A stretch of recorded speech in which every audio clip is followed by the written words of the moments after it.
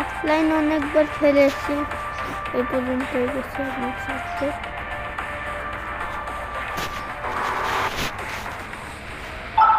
এখানে এই গাড়িতে ছিল,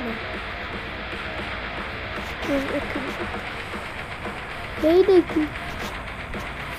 তারপর রংগুলো এরকম ছিল, এই রং, এই যে এই রং করলে এরকম, এই রং করলে এরকম, এই রংটা এইটা গায়ে কি হবে, হবে না, বেশি কথা বলে